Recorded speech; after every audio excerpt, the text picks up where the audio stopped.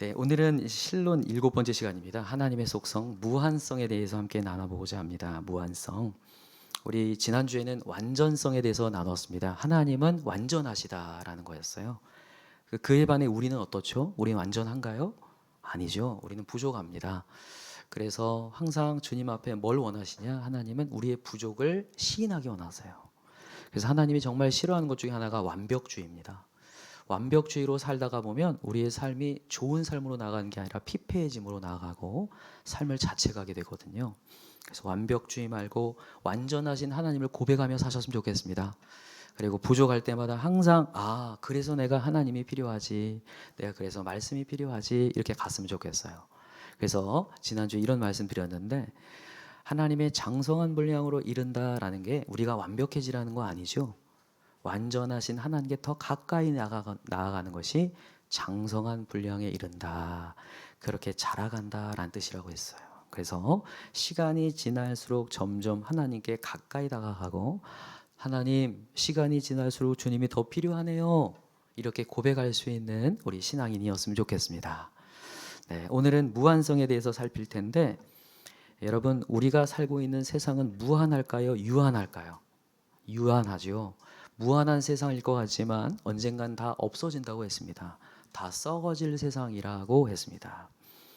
이전에도 한번 얘기했던 것 같은데, 과학자가 이 지구의 이 연수가 얼마 남지 않았다라는 얘기를 많이 하더라고요. 특별히 인간에 의한 탐심에 의해서 점점점 많이 파괴되고 있어서 50년이 지나면 평균 온도가 50도가 될 가능성이 높대요. 야, 엄청나죠. 사실 50도. 지금 막 36, 37도만 돼도 막 쪄 죽는데 50도가 된다. 거의 살 수가 없을 것 같아요. 아무튼 세상에 언젠간 끝이 있다고 얘기하고 있습니다. 또 하나는 우리의 모든 관계도 무한한 게 아니라 유한하다는 것을 알고 계시죠? 가족 간의 사랑, 연인 간의 사랑, 뭐 드라마나 영화 같은 데 보면 연인들의 굉장히 설레는 멘트들이 있잖아요. 난 영원히 당신을 사랑할 거야. 그러나 여러분, 우리는 알잖아요. 그죠? 그게 영원히 가기가 어렵다는 것을 압니다. 왜냐하면 변하기 때문이죠. 우리가 이 변하지 않으려면 여러분 얼마나 어려운지 모르겠어요. 변치 않고 계속 가는 게 얼마나 어려운지.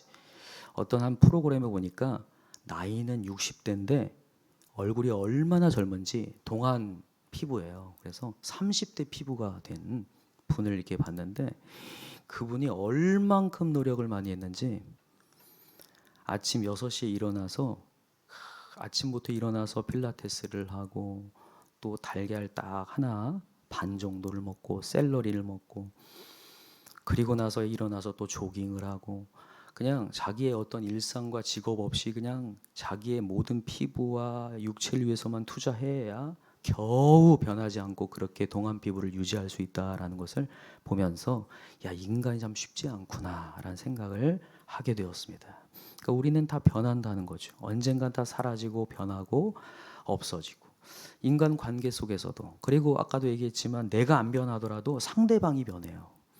그죠? 결혼 관계를 유지하다가도 어느 순간 상대방이 변하고 내가 변해서 막 마음이 힘들어지고 어려워질 때가 있죠. 그래서 그 강사 중에 김창옥 씨가 이런 얘기 하더라고요. 야, 최수홍 씨 같은 그렇게 막 사랑꾼들 세상에 많지 않다. 대륙별로 한 2놈씩 있다. 이런 얘기 하더라고요. 그래서 전 세계적으로 한 10놈 있다. 그 외에는 다 변하기 때문에 너무 기대하지 마라. 남편 기대하지 마라. 이런 얘기 하는데 참 와닿았습니다. 그래서 여러분, 우리 인간 사랑 집착하지 않기 바랍니다. 너무 감사한 것은 하나님은 무슨 얘기를 하냐? 인간의 사랑을 집중하라고 얘기하지 않고 하나님 사랑을 집중하라고 합니다. 오늘 본문에 한번 찾았으니까 한번 읽어볼까요? 중요한 메시지가 10절에 있습니다. 자, 한번 읽어볼까요? 9절부터 한번 읽어봅시다. 9절 시작. 하나님의 사랑이 우리에게 이렇게 나타난 바 되었으니 하나님이 자기의 독생자를 세상에 보내심은 그로 말미암아 우리를 살리려 하심이라. 사랑은 여기 있으니 우리가 하나님을 사랑한 것이 아니요 하나님이 우리를 사랑하사 우리 죄를 속하기 위하여 화목 제물로 그 아들을 보내셨음이라라고 돼 있어요. 우리가 하나님을 먼저 사랑한 게 아니래요. 이게 무슨 얘기냐면 우리에게는 사랑할 수 있는 어떤 마음 자세가 없다라는 얘기입니다. 사랑하더라도 어느 순간 변질할 수 있는 게 인간이라는 것을 얘기해요. 그래서 하나님이 우리를 먼저 사랑해야 된다는 거예요. 이 말은 그냥 하나님이 일방적으로 먼저 사랑했다 정도를 얘기하는 게 아니라 하나님이 사랑을 시작했고 하나님이 그 사랑을 영원히 끌고 가셔야 된다라는 것을 얘기해요. 하나님이 사랑을 끌고 가시고 우리에게 공급하셔야 우리가 누군가에게 변질하지 않고 사랑을 줄 수 있는 사람이 된다라는 얘기죠. 그래서 하나님으로부터 사랑이 흘러가고 그 사랑을 통하여서 여러분 가정도 관계도 사랑의 역사가 일어날 수 있다를 얘기하는 겁니다. 그래서 여러분과 저는 누군가를 사랑하고 가정을 제대로 세우기 전에 하나님의 관계를 먼저 회복하는 것이 중요할 줄 믿습니다. 오늘 사실 무한성을 얘기하는데 왜 사랑 얘기를 하느냐? 사실 하나님이 사랑이기 때문에 그렇습니다. 하나님 자체가 사랑인데 그게 무한한 거예요. 오늘 16절에도 나오죠. 한번 읽어볼까요? 16절 시작. 하나님이 우리를 사랑하시는 사랑을 우리가 알고 믿었노니 하나님은 무엇이라? 사랑이시라. 혹시 펜이 있으면 한번 밑줄을 그어놓으세요. 하나님은 무엇이라? 사랑이시라. 그래서 하나님 안에 거하는 자, 사랑 안에 거하는 자는 하나님 안에 거하고 하나님도 그 안에 거하시느니라. 하나님 자체가 사랑이기 때문에 내가 하나님 안에 거하는 순간 그게 사랑이 되고 그게 사랑을 누군가에게 할 수 있는 여력과 에너지가 생긴다는 것을 얘기해요. 근데 여러분 잘 알고 있지만 우리 하나님 무한한 분이라고 했죠. 죽지 않는 분이라고 했죠.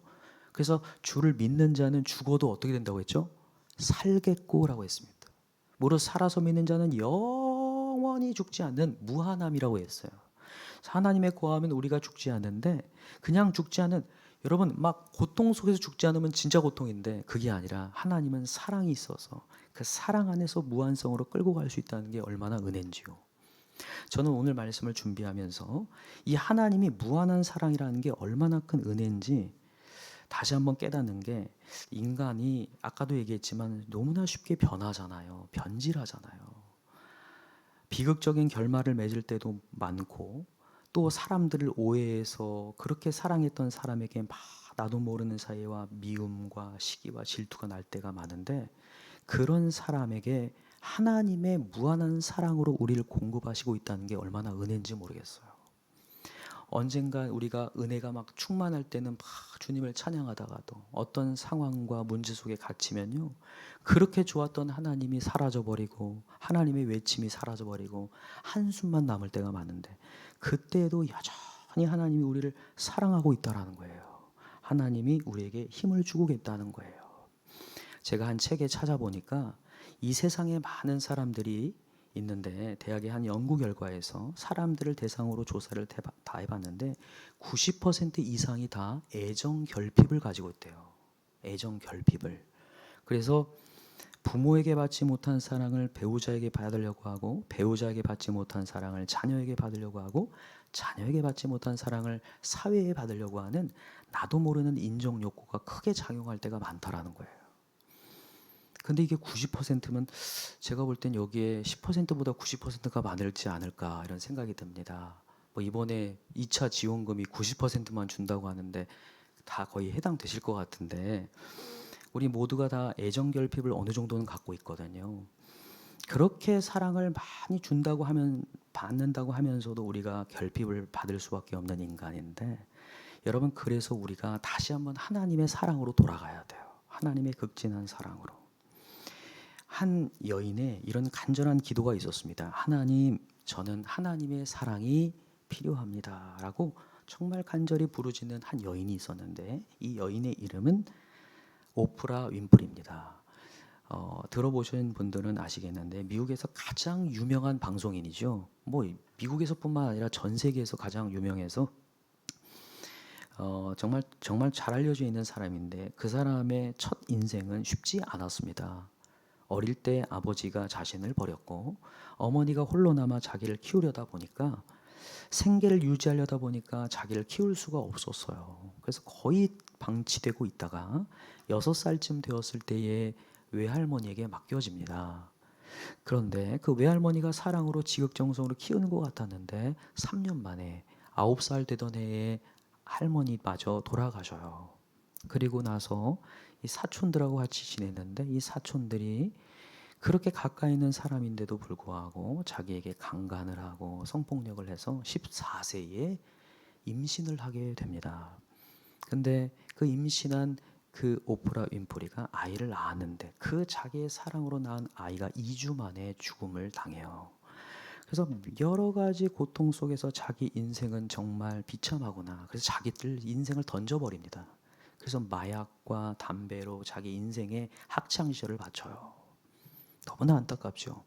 근데 너무너무 감사하게도 새 어머니가 들어오셨는데 그 새 어머니가 신앙인이었어요. 그리고 이 오프라 윈프리에게 막 그렇다고 막 엄청 관심을 쏟은 게 아니라 성경에 하나님의 사랑이 담겨 있단다. 하나님의 사랑을 발견했으면 좋겠다라고 한마디 했어요. 근데 너무 사랑이 결핍했던 이 오프라 윈프리가 하나님의 말씀을 읽기 시작하고 하나님을 주목하기 시작하고 그리고 하나님께 기도하기 시작했어요. 아까 얘기했던 하나님, 저는 하나님의 사랑이 필요합니다. 저는 하나님의 무한한 사랑이 필요합니다. 기도할 때에 하나님이 깊이 한 줄기의 빛처럼 만나 주셨어요.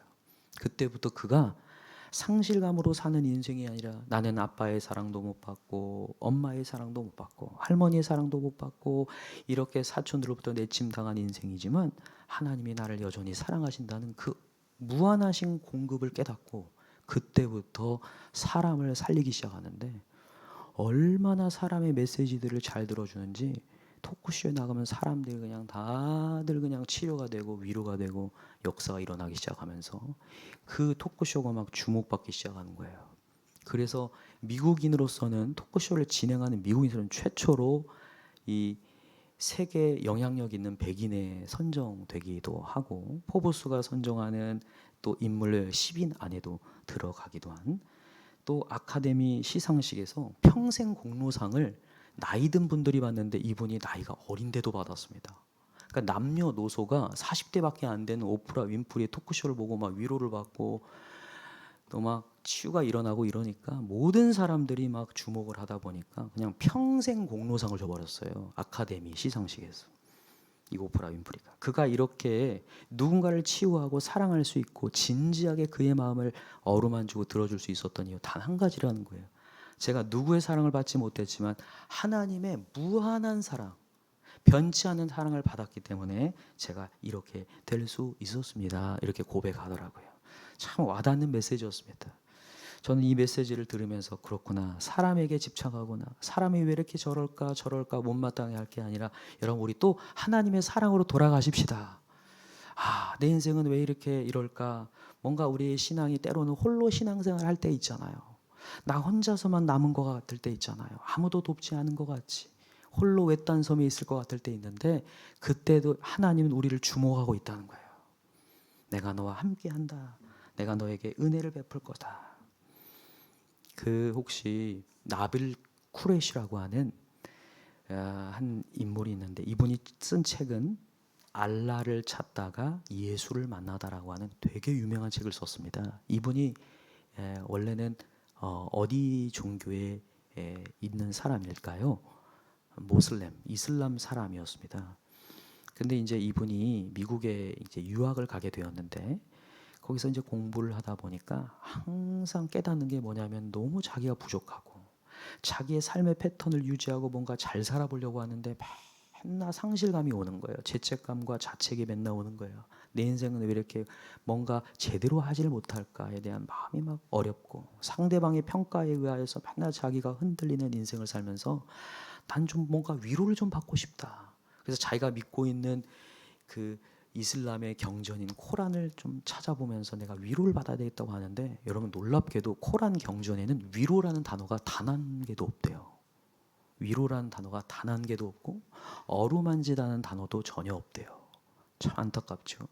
그러다가 코란을 다 읽었는데도 위로가 되지 않자 자기 옆에 한 친구가 미국에 이제 대학을 다닐 때 한 옆에 있는 친구가 교회에 대한 이야기를 하고 예수에 대한 이야기를 하면서 그럼 나는 성경을 또 한번 읽어봐야겠다 하고 성경을 피기 시작해서 읽기 시작하는데 그 중에 하나의 큰 은혜가 되기 시작하는 게 시편 23편이었어요. 여호와는 나의 목자시니 내게 부족함이 없으리로다. 그가 나를 푸른 초장으로 인도하신다. 야, 그렇구나. 진짜 신은 나를 푸른 초장으로 인도하시는구나. 거기에 너무 큰 은혜를 받아요.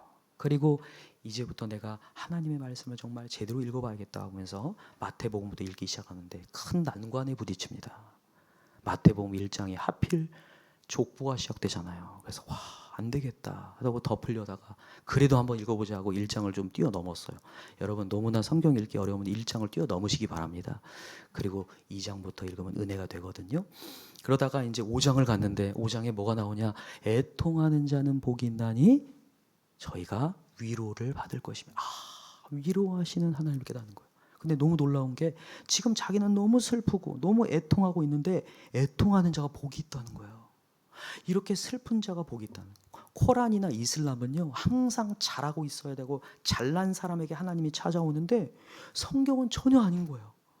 애통하고 있고 시름에 젖어 있고 심령이 가난해져 있고 마음에 떨고 있을 때 그게 복이라는 거예요. 그때 하나님이 위로가 되기 시작하고 부족할 때에 하나님이 찾아오기 시작하고 의에 줄이고 막 목마르고 하나님 어디 계십니까 할 때 너가 배부를 것임이라 하면서 전혀 다른 메시지가 전달되고 있다는 거예요. 거기에 이 쿠빌 나레시가 완전히 크게 하나님 앞에 엎드린 역사가 일어나요. 그러면서 주님을 만나고 주님의 사랑을 깊이 깨닫고 그때부터 자기의 완벽주의를 다 내려놔요. 그리고 하나님의 무한한 사랑으로 내가 살 수 있구나. 그때부터 주의 말씀을 받아 주의 말씀을 전하는데 쓰임 받다가 이제 돌아가셨는데 이분의 이 이야기를 들으면서 다시 한번 깨달아요. 그렇구나. 무한한 하나님의 사랑으로 우리의 삶이 윤택해지고 다시 살 수 있는 힘이 되는구나. 근데 제가 이렇게 사실 오프라 윈프리나 나빌 쿠레시 같은 이런 사람들의 고난을 얘기하면 이 고난 중에 하나님을 깨달아서 은혜 받았다고 하더라도 여전히 우리는 또 내 삶 속에서 힘듦이 있고 고난이 있거든요. 그래서 고난을 좀 잘 해석했으면 좋겠는데 여러분들은 아니었으면 좋겠는데 신앙인들 가운데 꽤 많은 분들이 고난이 이렇게 찾아오면 하나님이 나를 사랑하지 않는 것은 아닐까라면서 하나님의 사랑을 의심할 때가 있어요. 근데 절대 여러분 의심하지 말기 바랍니다. 고난이 우리 하나님께서 우리 사랑하지 않아서 고난 주거나 어려움 주려고 하는 거 아닙니다. 고난을 통해서 진짜 좋으신 크신 하나님을 깨닫게 하기 위해서예요. 그러니까 이렇게 생각하면 됩니다. 어떤 분들은 어떤 어려움이 막 크게 닥치잖아요. 사건이 딱 오거나 이러면 내가 죄값을 받는구나. 내가 이전에 이런 일들을 했고 이런 과거에 이런 일들을 해서 내가 죄값 받는구나 하면서 막 자기 자신을 막 한탄을 해요. 그 삶을 막 자책을 하는데 여러분 그러지 않기 바래요. 우리 하나님이 우리의 죄값을 치르게 하려고 고난을 주시는 분이 아닙니다. 이건 어떤 한 수필가가 쓴 어떤 예화를 통해서 제가 확실히 설명할 수 있는데 이 수필가가 이 수필을 쓴 이 작가가 자기 어릴 적에 얘기를 하는 거예요. 자기의 이웃집에 있는 한 형이 야구를 하다가 야구공이 자기 집의 창문을 깼대요. 그랬더니 아버지가 막 화를 낼 줄 알았는데 아주 미소를 지면서 아주 넉넉한 모습을 가지고 그 형한테 찾아가더니 얘야 너희 어머니는 어디 계시니? 그렇게 웃으면서 얘기하더래요. 우리 어머니 집에 있습니다. 그래 어머니 좀 뵙자. 그래서 어머니 뵙더니 네 우리 창문 이거 3만 원입니다. 그리고 아주 쿨하게 서로 거래를 3만 원으로 끝내시더래요. 그래서 자기는 뒤에서 야 우리 아버지가 진짜 러블리 가이구나. 정말 사랑스러운 분이구나 이렇게 생각했는데 며칠 지난 후에 자기가 야구를 하다가 창문을 깼다는 거예요. 근데 어느 그 러블리 가이는 사라져버리고 막 불호령이 떨어져가지고 그냥 매를 들고 자기를 때리기 시작하는데 이런 아빠가 어딨냐 할 정도로 막 자기를 때리셨다는 거예요. 나중에 커서 보니까 자신의 아버지는 자신의 죄값을 치르는 분이 아니라 자기를 훈계하고 징계해서 자기를 바른 길로 가게 하기 위해서 혼을 냈다라는 거죠. 이게 하나님이 우리에게 하시는 모습입니다.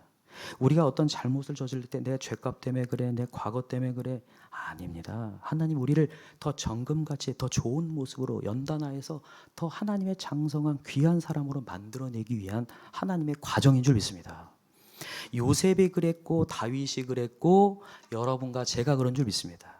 혹시나 여러분들의 삶 속에 지금 홀로 외로운 씨름을 하고 있다면 하나님께서 여러분들을 연단하여 만들고자 하는 귀한 계획이라는 거 깨달으시고 그 하나님 속에서 여러분 거하시기 바랍니다. 반드시 하나님은 정금같이 욥을 하나님 만드시듯 정금같이 만드실 줄 믿습니다. 또 하나 얘기할 것은 여러분 우리 하나님이 이 땅에 내려오실 때 우리의 죄를 멈추기 위해 오신 분이 아닙니다. 이렇게 얘기하면 갑자기 뭐지? 하나님의 가장 큰 목적은 우리의 죄를 멈추러 오는 게 아니에요. 죄를 멈춰서 이제 더 이상 죄를 안 짓는 사람 만들려고 오신 분 아닙니다. 만약에 죄를 멈추러 오신 분이었다면 하나님은 실패자예요. 왜냐하면 우리는 또 죄를 짓기 때문에. 여러분 우리 주님 앞에 있어도 죄를 짓잖아요. 맞나요? 또 죄를 짓고 무너질 때 있잖아요. 근데 하나님은 우리의 죄를 멈추기 위해 오신 분이 아니라 예수님의 사랑을 깨닫게 하기 위해서 오셨습니다. 하나님의 무한한 사랑을 깨닫게 하기 위해서 오셨어요. 하나님의 은혜를 내가 너를 죄인 되었을 때에 네가 원수 되었을 때 내가 너를 여전히 사랑해를 알려주기 위해서 오셨어요. 그래서 율법에 갇혀서 율법주의에 갇혀서 살아가고 있는 구약시대의 사람들에게 아니야 내가 조건 없이 너를 사랑해 그것을 깨닫게 하기 위해 오셨고 그 하나님의 사랑에 들어갈 때에 죄에 대한 것은요 저절로 끊어지게 만들려고 오신 거죠. 근데 우리는 우리 스스로 죄를 끊고 하나님 앞에 서려고 하니까 계속해서 신앙이 어떻게 되냐면 종교 생활이 되고 무거운 짐이 될 때가 많아요. 절대 그렇게 가시면 안 되고 하나님의 사랑을 먼저 우리 깨달으시기 바랍니다. 하나님은 여전히 나를 사랑하신다. 과거를 기억지 않고 나를 사랑하신다. 여전히 하나님은 아버지 되시고 우리를 아들 삼으셨다. 그 사랑을 깨닫고 그 은혜가 충만해질 때에 그 더러운 것들이 저절로 끊어진 역사. 오늘 우리 요한일서 4장을 우리가 함께 읽었는데 주님 안에 거하는 자는 그게 그 사랑으로 역사하기 시작한다는 거예요. 여러분 성령의 열매를 알고 계시죠? 9가지 열매 있는데 첫 번째가 뭐로 시작한 줄 아세요? 사랑입니다. 사랑과 희락과 화평이죠. 오늘 우리 희락이 나와 있는데 사랑과 희락, 기쁨과 이 평안은요 내가 해보려고 해서 거둬지는 게 아니라 내가 주님의 사랑과 주님 안에 거할 때 열매는 절로거든요. 절로 맺는다고 했거든요. 우리 한 번만 찾아볼까요? 요한복음 15장을 한번 가봅시다. 알고 있는 메시지일 수도 있는데요. 그래도 한번 가볼까요? 요한복음 15장입니다. 자, 요한복음 15장. 자, 15장 2절부터 한번 읽어봅시다. 요한복음입니다. 요한일서 말고 요한복음 15장 2절 시작.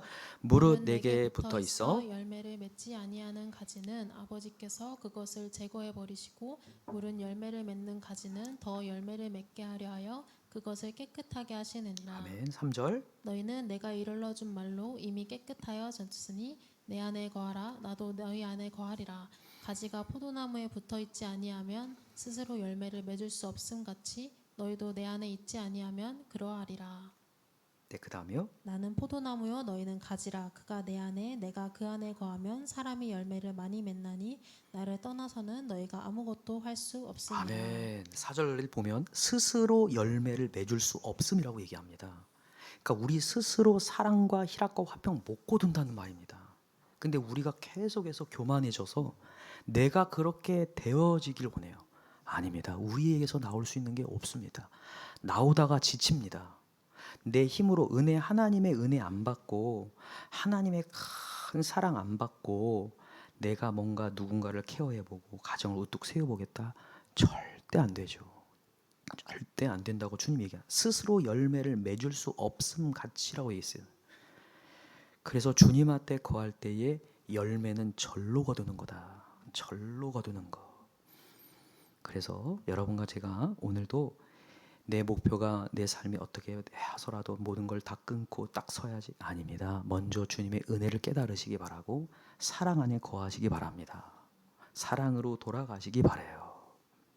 그래서 시간이 지날수록 주님께 더 가까이 하나님이 더 필요합니다를 고백하셨으면 좋겠어요.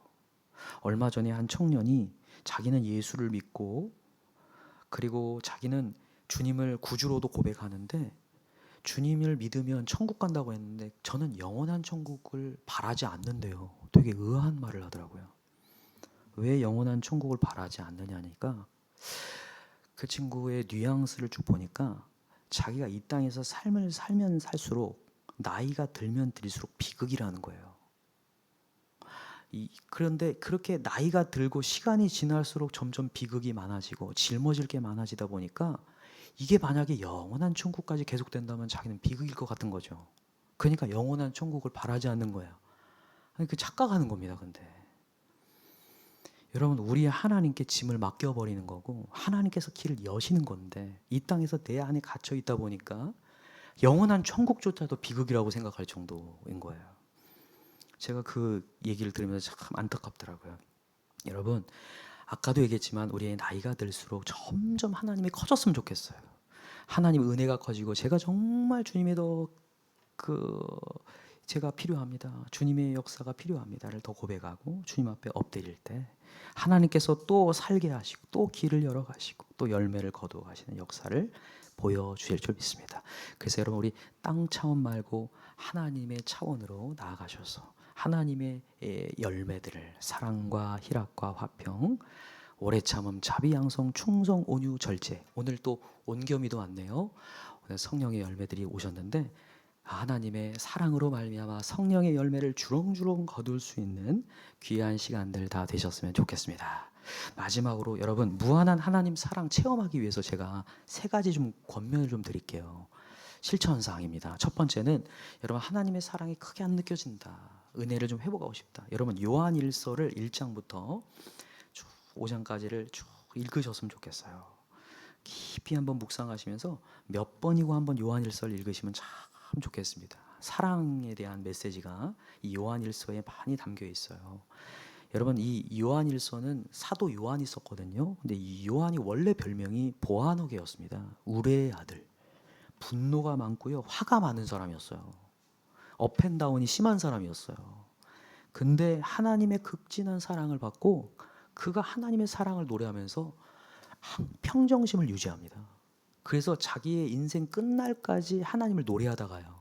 그래서 이 12명의 사도 중에 다 순교했는데 마지막 요한이 오래 살았거든요. 밤모소매까지 하나님의 찬양하고 요한계시록 쓰다 생을 마감했는데 요한일서가 그래서 굉장히 사랑을 깨닫는데 귀한 메시지입니다. 그래서 요한일서를 조금 완독하는데 여러분들이 좀 힘을 쓰면 좋지 않을까 이런 생각 들고요. 또 하나는 하나님께 좀 감사의 기도 10가지씩을 좀 고백하는 시간 가지면 참 좋겠어요. 우리가 이것도 없고 저것도 없다고 불평하는데 사실 감사할 게 훨씬 많거든요. 잃고 나면 사실 우리는 그것을 깨닫는데 그러지 말고 여러분 우리 감사를 좀 캐내십시다. 내 옆에 있는 사람이 있음에 감사하고 뭐 할 수 있으면 눈 뜰 수 있음에 감사, 걸을 수 있으면 감사. 모든 것이 사실 하나님께 감사할 수 있거든요. 그래서 감사 10가지를 좀 고백하면서 하나님의 사랑을 좀 만끽 했으면 좋겠고 마지막으로는 아까 이 오프라 윈프리처럼 간절히 하나님께 기도했으면 좋겠어요. 하나님, 제가 하나님의 사랑을 더욱더 깊이 깨닫기 원합니다라고 하나님을 좀 바라보면서 구했으면 좋겠습니다. 그 세 가지를 통해서 좀 뭔가 하나님께서 이제 일하심과 하나님이 찾아오심을 좀 경험했으면 좋겠어요. 사실 이 세 가지가 뭐 되게 뻔해 보이는데 어려운 미션이 아니지만 이것을 여러분 실천할 때 하나님의 깊은 교제의 장이 열려요. 왜 근데 이게 이 하나님께서는 왜 이렇게 부르짖게 하시고 또 이렇게 찾게 하시냐면요. 하나님을 갈구하고 찾을 때 하나님께서는 이 어떤 희소성이 생기기 시작하거든요. 그냥 보편적으로 하나님 충만하고 계시면 내가 찾고 찾을 때에 거기에서 희소성이 생기고 집중하기 시작하고 거기에 은혜가 넘치기 때문에 하나님이 찾으라고 하시고 읽으라고 하시는 것 같아요. 그래서 여러분 하나님의 말씀을 좀 더 가까이 다가가고 기도하여서 하나님의 사랑을 좀 깨달을 수 있는 귀한 시간 되었으면 좋겠습니다. 네, 감사합니다. 우리 한번 기도합시다. 이 시간 기도할 때 오늘 무한하신 하나님 사랑에 대해서 배웠습니다.